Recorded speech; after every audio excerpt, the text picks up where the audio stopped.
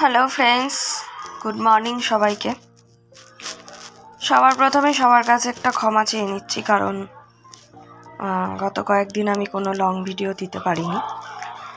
শরীরটা একদম ভালো নেই, এত কাশি হচ্ছে যে ভয়েস ওভার দিতে গেলেও প্রবলেম হবে। দিনটা ছিল সোমবার, এক কাপ চা হাতে নিয়ে দিনটা শুরু করলাম। এবার আজকে অফিসে আমাকে একাই যেতে হবে বাসে, বিকজ আমার হাজব্যান্ড যাবে না। তো রেডি হয়ে ভাবলাম তোমাদের কাছে একটা জিনিস দেখে আমি কিছু শেয়ার করি। আমাদের ফ্ল্যাটের একদম সামনে এই স্কুলটা আছে, সোদপুর চন্দ্রচূড় বয়েজ, এটা বয়েজ স্কুল। যেহেতু সোমবার থেকে উচ্চ মাধ্যমিক স্টার্ট হয়েছে, তাই সবাই এসে ফার্স্টে দিনে তাড়াতাড়ি এসে জড়ো হয়েছে। আমি রেডি হয়ে বেরিয়ে পড়লাম। এটা আমি আমার হাজব্যান্ডকে ও বাই বলছিল, আমিও বাই বলছিলাম। ও যতদূর যা দেখা যায় ততদূর অবধি বাই করতে থাকে। চলে এলাম বাস স্ট্যান্ডে, সেই পরিচিত আকন্দ গাছ, এটাই আমার বাস স্ট্যান্ড। তো উঠে পড়েছি, বেশিক্ষণ দাঁড়াতে হয়নি, তারপর চলে এসেছিলো বাস। আর বাস থেকে নেমে ভাবছিলাম কি খাই, তো পরোটা খেতে ইচ্ছা করছিল, তাই মা বললো নিয়ে আয়, মাও তা খাবে। তাই দোকানে পরোটাটা খুব ভালো করে, তাই পরোটা নিয়ে রাস্তাটা পার হতে হতে হঠাৎ দেখছি যে কোথা থেকে বাজনার আওয়াজ আসছে, ব্যান্ড পার্টি। মা তারপর তাকিয়ে দেখি কি এরকম মহিলারা জল সইতে যাচ্ছে, কারোর বিয়ে।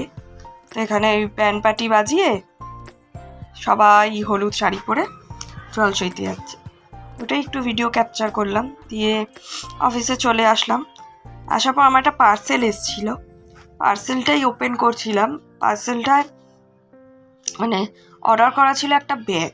যেহেতু সামনে ঘুরতে যাব, একটা ব্যাগ অর্ডার করেছিলাম। তোমরা দেখে বলো ব্যাগটা কেমন হয়েছে, কমেন্টসে জানিও। তোমরা তো কিছুই কমেন্ট করো না, জানি না কেন করো না। ব্যাগটা ওপেন করেও নিচ্ছিলাম, দেখলাম দেখো ব্যাগটা যেরকম দিয়েছিলাম সেরকমই এসছে, খালি পেছনের দিকে একটা এক্সট্রা চেন ওখানে ছিল, এখানে নেই।